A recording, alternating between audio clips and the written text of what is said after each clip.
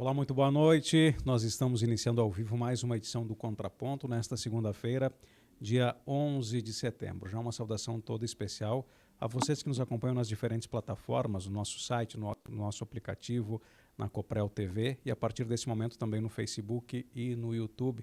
Boa noite, Janice Santos. Iniciamos uma semana para lá de especial. Boa noite, Álvaro Damini. Boa noite a todos. Que semana, hein? Gloriosa essa pra gente. Verdade. 4 meses de casa da NGTV e vamos ter a nossa primeira experiência com cobertura de um grande evento, uma cobertura externa que nós vamos fazer essa semana direto da FEITEC. Estamos realmente nesta expectativa grande, principalmente porque estamos rodeados de bons apoiadores para esse nosso evento. Graças a Deus, né? Tivemos aí belas parcerias, né, Janice, firmadas nesse período. Sempre falo que nós temos sempre esse cuidado também de saber com quem a gente associa o nosso nome, e isso é muito importante, ter nomes fortes ao lado da gente para compor essa história, e certamente ela vai marcar esse período já de começo da gente, né, de nossa entrada no mercado, e com certeza vai se consolidando cada vez mais. E de alguma forma a gente está na expectativa grande também de corresponder a toda essa confiança dessas empresas, né? É verdade, Álvaro Damini. Hoje nós convidamos com muita alegria um dos nossos grandes apoiadores, mas que antes de ser um apoiador deste nosso momento FEITEC, é uma grande empresa que soma para Passo Fundo, que tem uma grande participação hoje na economia da nossa cidade. Por gentileza, apresente então o nosso convidado. Muito obrigada. Vou apresentá-lo com muita alegria mesmo. Evandro Silveira, diretor comercial da Guaracar Fiat de Passo Fundo. Eles que vendem aproximadamente 250 carros 0 km por mês. Não é pouca coisa. Boa noite, seja bem-vindo ao nosso Contraponto. Boa noite, Janice. Boa noite, Álvaro. Boa noite. Prazer estar aqui com vocês, dividir esse momento, né? Também parabenizar, tanto pelo programa quanto pela estrutura. A gente que vem aqui, né, fica surpreendido positivamente. Também parabéns pela coragem de inovar, de empreender. A gente sabe que é sempre desafiador. Que bacana. Obrigada. Evandro, mas antes da gente falar, inclusive de tecnologia, porque você também vivenciou uma questão de tecnologia no teu negócio, né? A gente observa os automóveis em questão de uma década, o que eles evoluíram, né? Mas que você pudesse nos passar uma realidade do mercado automotivo aqui em Passo Fundo, especialmente nesse ano. A gente veio de um período aí, pandemia, pós-pandemia, onde houve um retrocesso de vendas, depois houve inclusive um período de recuperação. Como é que está hoje, se a gente avaliar no quesito comercialização, né, vendas, financiamentos, essa questão toda? Então, primeiro eu vou ter que fazer uma pequena correção, tá, Janice? 250 carros é o mercado de Passo Fundo todo, tá? Desculpa, então eu anunciei errado, mas deve estar... A gente está metade disso, um pouquinho menos, né? Em torno de 100 Líder do carros. mercado. Líder no mercado, então. Então, a marca vive um bom momento, realmente isso é bem positivo. Você viu que não foi de propósito, né? Mas serviu para dizer que a marca é líder Não, de mercado. agora amanhã eu vou ter que passar uma nova meta para o pessoal para já é uma cumprir o que você está dizendo. Já é uma aqui agora. profecia. Tem que, Que né, bacana. conversar sobre a meta agora amanhã. Na loja. Subiu a régua, tá Subiu certo. a régua. Mas então, Álvaro, a gente passou realmente ali um período bastante difícil, né? A gente teve, na verdade, lá em 2016, um primeiro momento de dificuldade do mercado como um todo, e para os automóveis não foi diferente. Começou um processo de recuperação em 2017, 2018, 2019, e aí veio a pandemia em 2020, que embaralhou tudo. Mas isso também agora já é uma situação superada, tá? A gente teve alguma coisa em termos de mercado, dificuldade com os componentes eletrônicos ali ainda no início do primeiro semestre do ano passado, mas esse ano, por exemplo, isso realmente não faz mais parte do contexto. A gente tem alguns números ainda, né, falando de números que, quando a gente compara o primeiro semestre desse ano com o primeiro semestre do ano passado, tem, obviamente, um crescimento ali, porque antes ainda existia uma certa dificuldade. Mas, de toda sorte, a projeção para esse ano é uma projeção positiva. A gente está com uma expectativa de que o ano vá se confirmar. Esses primeiros 8 meses do ano aí estão confirmando a projeção. Que bom. Chegou a se retomar ou chegar próximo daquele bom momento vivido na metade da década aí? Não, o nosso melhor momento foi por volta de 2013. O Brasil bateu todos os recordes de produção e venda de veículos, mas na época era alguma coisa em torno de 3 milhões e 400 mil veículos. Hoje, a briga é para chegar em 2 milhões de veículos ao final do ano. Ainda é um número, né, Sim, bem abaixo daquilo que a gente chegou a viver no ápice. É que o mercado ele acaba se estabilizando, né? Mas aí chega um patamar que ele acaba nivelando, digamos, um número específico de um determinado ano para outro. Tem uma questão também que a própria forma de consumir automóvel também vem mudando nesse meio tempo. Então tem todo um cenário aí diferente daquele momento lá, onde realmente tudo era favorável, questão de financiamento, questão da economia, de uma certa maneira, toda ela bem positiva. E agora a gente vive outras realidades, né? Então é realmente uma mudança bem significativa que está acontecendo no segmento dos automóveis, na indústria como um todo. O que chama atenção no Evandro, Álvaro, para mim, é que ele vem de grandes centros, ele vem do Triângulo aí, Rio, São Paulo, Brasília, uma experiência em grandes cidades, né? Cidades com milhões de habitantes, muito maiores que Passo Fundo, e você vem para cá com essa sua experiência, é um diretor hoje comercial de uma empresa importante da nossa cidade. Eu te faço uma pergunta: carro é carro em qualquer lugar do mundo, sempre tem esse valor dentro de casa como um bem muito precioso? Ou você sente essa diferença de São Paulo para o Sul, por exemplo? Não, carro é carro em qualquer lugar, principalmente no Brasil aqui, ele ainda está muito enraizado, né, na cultura do brasileiro de uma maneira geral, né. Nos grandes centros a gente percebe uma diferença, até mesmo em função da questão econômica.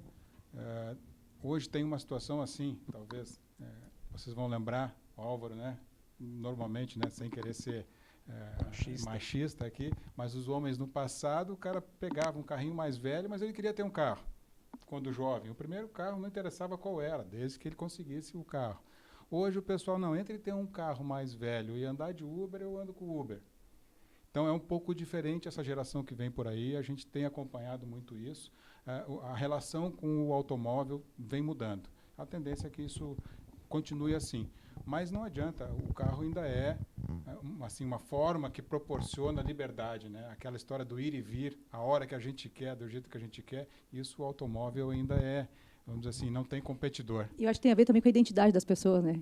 Tu é o fulano, que carro tu tem? Ainda tem essa questão. Aí tem esse outro aspecto ainda, que é a questão, né, do status, né? Que faz parte também da decisão de compra, inclusive, dos clientes, né?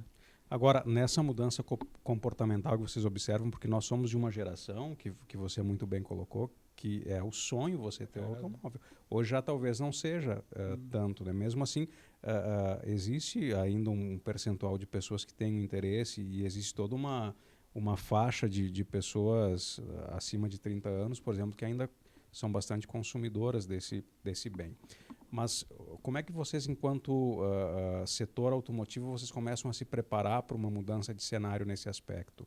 São novas possibilidades? São outros serviços? Como é que vocês olham para o mercado tendo essa tendência? Então, assim, a perspectiva é de que o automóvel vai continuar sendo um bem relevante e assim, vai continuar ajudando muito as pessoas, as famílias de uma maneira geral. Então, o consumo do automóvel ele vai continuar existindo. Vai persistir. Vai persistir. A gente não tem dúvida de que isso vai continuar. Vai existir novas formas que vão conviver em paralelo, ao mesmo tempo, vamos dizer assim, simultaneamente.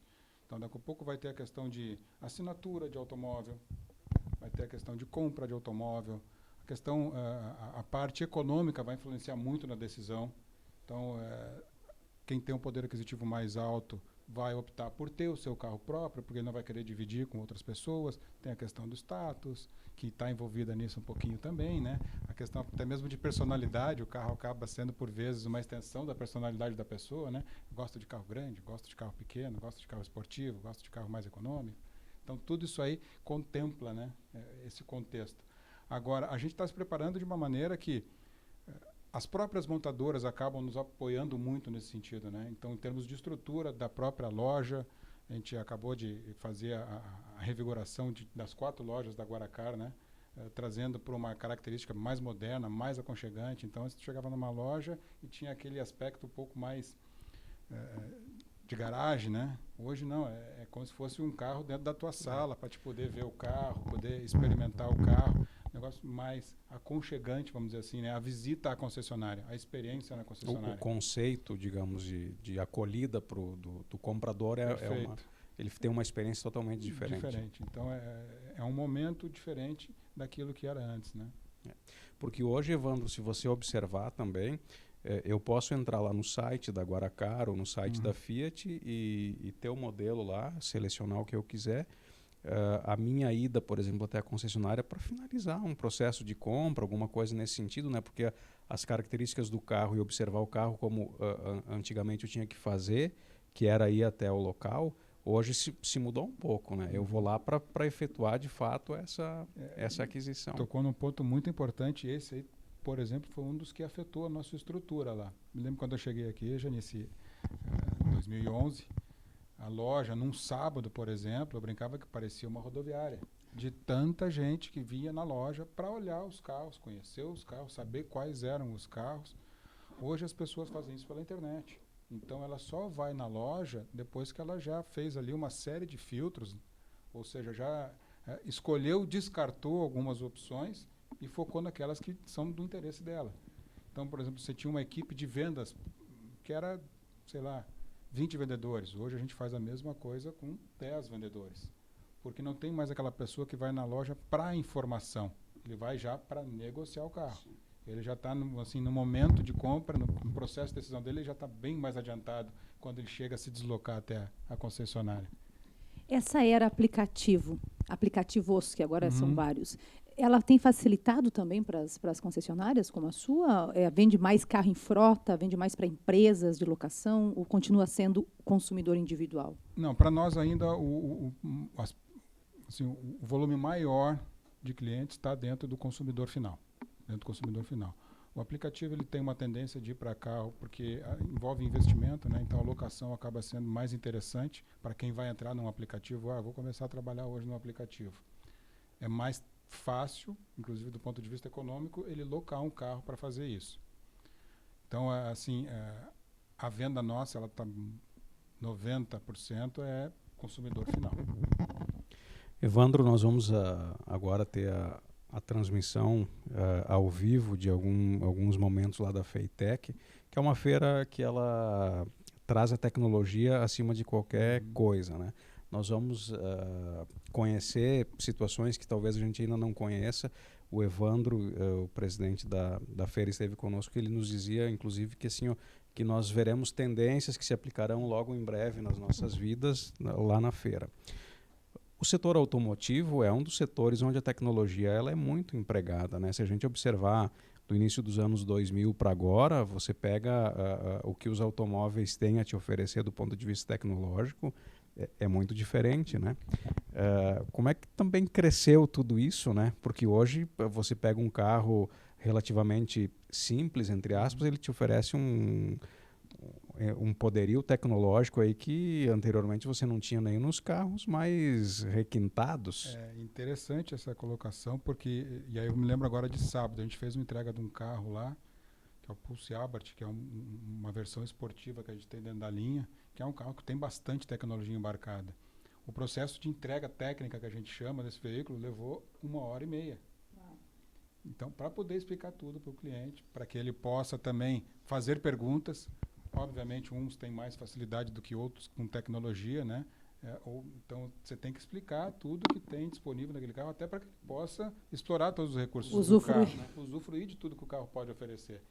E a tendência é que isso aí cada vez tenha mais, né? A gente tem aí ainda a questão dos carros eletrificados, que também vem pela frente. Tem uma série de mudanças que vão acontecer aí nos próximos 5 a 10 anos, que vão mudar bastante a questão do setor automobilístico e a forma como a gente está acostumado a interagir com o automóvel. Muda muito a tecnologia Fiat hoje no Brasil com relação à Itália, por exemplo, que é a fabricante? O contato é bastante direto? É bastante direto. Tem até, assim, rapidamente, só para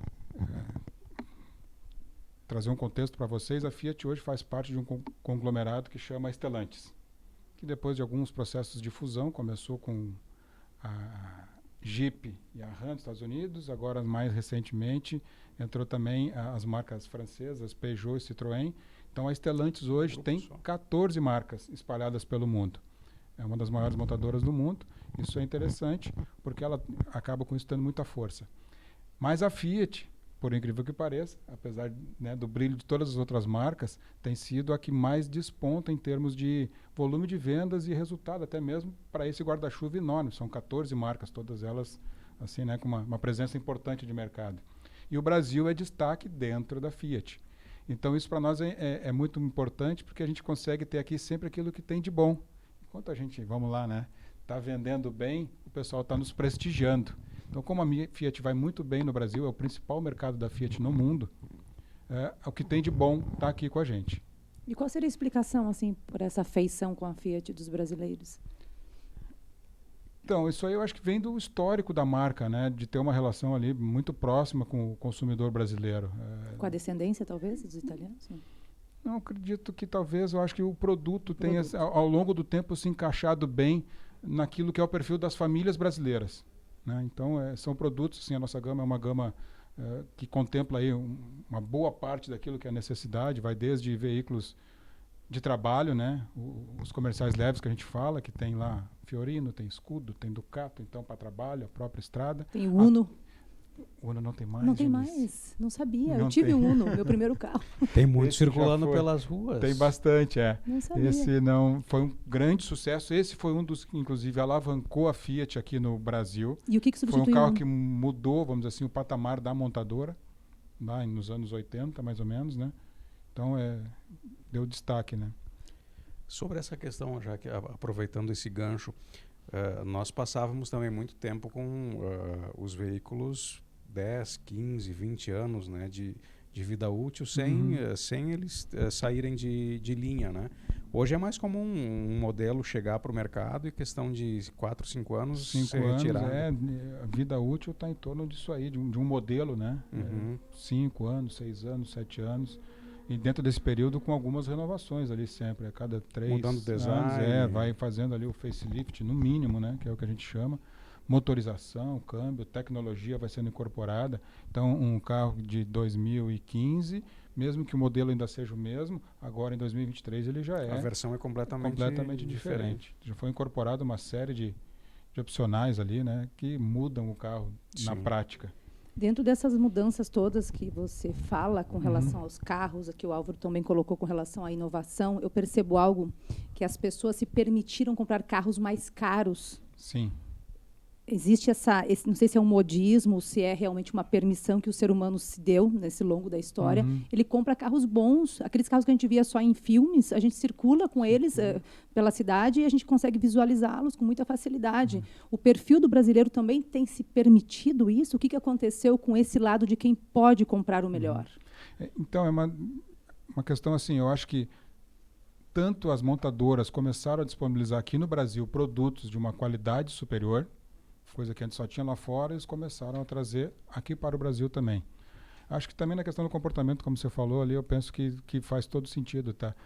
Antes o cara eventualmente até tinha capacidade de comprar, mas ficava relativamente constrangido de andar com o carro mais sofisticado ou de um valor mais alto, né? Em função da característica da média da sociedade, né? Isso ao longo do tempo foi ficando mais natural.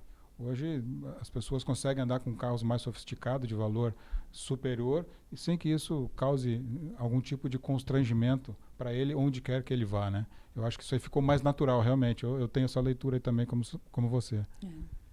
Evandro, com relação a essas novidades que o mercado automobilístico ele vai potencializar nos próximos anos, você sinalizava a questão de assinatura de veículos, né? A própria chegada dos veículos elétricos já iniciou esse processo, a gente já consegue acompanhar alguma coisa nesse sentido, seja de assinatura, obviamente que os elétricos, eles de alguma forma eles estão entrando no mercado. Sim, já estão entrando, a Fiat, por exemplo, dentro do processo da Stellantis, ela já vislumbrou e projetou para o Brasil um período de transição onde os híbridos vão contribuir nesse período de transição.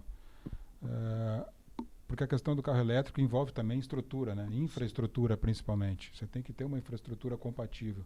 E o Brasil é um país enorme, então você tem ali distâncias grandes. Então é necessário um carro com uma boa autonomia e com uma capacidade de posto de gasolina, onde você vai, tem você para, abastece e continua a viagem, né? A questão do elétrico já é um pouco mais limitada, bem mais limitada nesse momento. Então, o Brasil tende a fazer uma transição passando pelo veículo híbrido, aproveitando a questão do etanol para depois, mais lá na frente, chegar num veículo elétrico. Lembro que outra vez que nós conversamos, eu ainda brinquei contigo, nós vamos ter um carro elétrico. Isso está chegando mais perto, verdade. vai acontecer, mas vai ter um passo ali dentro dessa caminhada. Porque as pessoas ainda elas ficam com desconfiança. Uma é a questão, né, dessa situação de você não ter uma estrutura e a durabilidade, por exemplo, das baterias, que ainda se precisa avançar muito nesse processo. E hoje é muito mais cômodo, né, você ter um veículo com combustível como gasolina, como etanol, porque você, como você mesmo disse, onde você andar, seja qualquer município do Brasil, tem um posto de combustível que você pode abastecer. E tem assim, a gente precisa, é claro que tem um apelo muito forte da questão da ecológica em relação aos veículos elétricos, pelo menos isso é o que é mais divulgado, assim, né, em termos de marketing até mesmo. Agora, a questão econômica tem um peso muito forte ainda na decisão das pessoas, né? E até, vamos lá, uma questão minha, assim, uma observação que eu faço, se a preocupação ecológica fosse tão forte, o pessoal usava álcool e não gasolina, porque o álcool, ele, nesse aspecto, ele é muito mais favorável do que a gasolina. Então, assim, a decisão passa muito ainda pelo aspecto econômico. E por isso essa transição se faz necessária. Um carro elétrico ainda tem um custo elevado. A média das famílias brasileiras ainda não tem uma capacidade de adquirir em volumes grandes, sustentáveis, que a indústria consiga se manter, veículos puramente elétricos. Então ela é realmente necessária nesse sentido também, né? Qual é o argumento que se usa hoje para defender a venda de um zero e não de um usado?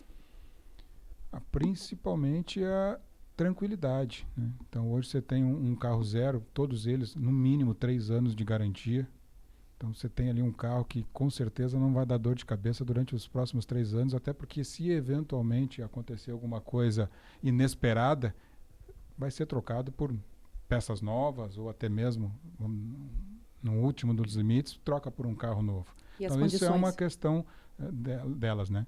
Outra, a própria parte do crédito também ainda é mais favorável ao carro zero. Então você tem taxas de financiamento mais interessantes para o carro zero do que para o carro seminovo. Apesar de todas as taxas, de certa maneira, ainda estarem altas, né? Mas com a gente na expectativa de que elas comecem a baixar a partir de agora. Então, assim, são aspectos que acabam influenciando na decisão de quem compra o carro zero. Tem também aquela outra parte, né? Pô, um carro que é só meu, né? Então, eu fui o primeiro a estrear o próprio. Querendo ou não, tem o cheirinho do novo aqui, ainda faz diferença. E cria história com o carro, né? O carro passa a ser uma extensão. O cara, a gente percebe muito claramente isso. Então, o pessoal, quando vai olhar o carro na concessionária, né? O cheirinho de novo. Essa é tradicional. Não faz uma diferença. Não conseguiram ainda criar tem cheiro de novo. Um artificial desse aí, não conseguiram criar um ainda igual. Verdade. Evandro, ainda sobre essa questão de tecnologia, né? A gente acompanha, assim, se projeta muita coisa, inclusive futuramente, dos veículos não precisarem ter o motorista. Uhum. Isso está avançando de alguma forma também? Num trânsito, por exemplo, assim, pesado como nós temos em Passo Fundo, é possível sonhar que um dia tenha um... Esse aí já é mais distante um pouco, viu? Esse já é um pouco mais distante. Eu tive a oportunidade, a gente participou de uma missão na Guaracara, eu e a Camille fomos até a China uma vez e tivemos a chance de andar num carro desse. Mas ele ainda era dentro de um percurso totalmente controlado, dentro do prédio do... Vamos lá agora... Não era era do Alibaba. Eles têm uma universidade lá, então eles têm experiências nesse sentido. Mas eu penso que ainda a ponto disso circular pelas cidades, nos Estados Unidos tem bastante coisa, na Califórnia tem algumas experiências importantes lá, mas a ponto disso aí se tornar algo onde a pessoa vai e compra, né, na loja ali, ainda vai demorar muito. Décadas, tá? Né? A gente vai pensar porque em a própria, como eu falei, no ambiente controlado, a rua é digital. Então o carro sabe onde é que ele está andando naquela rua, porque a rua alimenta também o carro de informações, o semáforo. Então, tudo isso aí está conectado. Hoje a gente, né, com o nosso 4G mais ou menos aqui, vai demorar um pouquinho para a gente chegar nesse nível de qualidade aí, onde a gente consiga fazer com que um carro saiba o que o outro está fazendo. E talvez a nossa geração nem se adaptaria, né, a isso. Isso aí, esse aí realmente é um pouco mais distante. O carro autônomo, né, nível 5 que chama, que é aquele que anda sozinho, que seria um sonho, né? A gente poder ir para Porto Alegre, por exemplo, sentar no carro ali, pegar um livro para ler e o carro tocar sozinho. Os mais antigos diriam, tenho visto cada coisa. A tecnologia tem Temos que disso, nos ela repaginar. Repaginar todos os A dias. tecnologia tem disso, ela evolui muito rapidamente, né? É. Então aquilo que a gente imagina que eventualmente pode ser mais difícil, ali na frente se torna uma realidade concreta. Qual o carro mais vendido hoje? Hoje o carro mais vendido do Brasil é a Fiat Strada. Estrada. Fiat Strada é o carro mais vendido do Brasil. E é um carro que venceu alguns paradigmas, né? Até chegar nesse ponto, porque ele é uma picape. Normalmente os carros mais vendidos eram os hatches. E a Strada superou isso já vai completar agora o 3º ano de seguida de liderança de mercado. Desde o lançamento ela vem fazendo um sucesso muito grande. Hoje é o nosso carro-chefe lá. E não só nosso, mas o mercado como um todo, né? Reconhece isso. Reconhece isso. A Strada sozinha vende mais carros do que algumas marcas que estão instaladas no Brasil. Por isso que ele estava todo sorridente no começo Com da certeza, entrevista. né, Álvaro? Bacana. Evandro, foi um bate-papo muito prazeroso contigo. Nós vamos querer te receber em outras vezes para falar sobre o mercado automotivo, sobre a questão de vendas. Então, assim, foi a primeira oportunidade que você esteve aqui conosco e queremos que você esteja mais vezes, né, para a gente falar sobre esse mercado que é tão prazeroso também de falar, né, Janice? A gente sente muito à vontade com relação a isso. Muito obrigado. Eu que agradeço mais uma vez o convite, poder dividir essas informações, esse momento com vocês aqui. Muito obrigado. Te esperaremos lá na Feitec. Vamos lá prestigiar também, evento importante para a cidade. Assim, vai o convite aqui também para que todos visitem lá. Eu acho que Passo Fundo acaba se renovando também com esses eventos que são tão relevantes assim, né, dentro da nossa cidade. Muito obrigada e parabéns. Ele entende do Parabéns, riscado, entende verdade. muito. Muito bom falar com você. Muito obrigada. Obrigado. Assim nós encerramos a edição de hoje do Contraponto. Nós retornamos amanhã ao vivo, 7h30 da noite. Obrigado pela audiência. Até lá. Boa noite.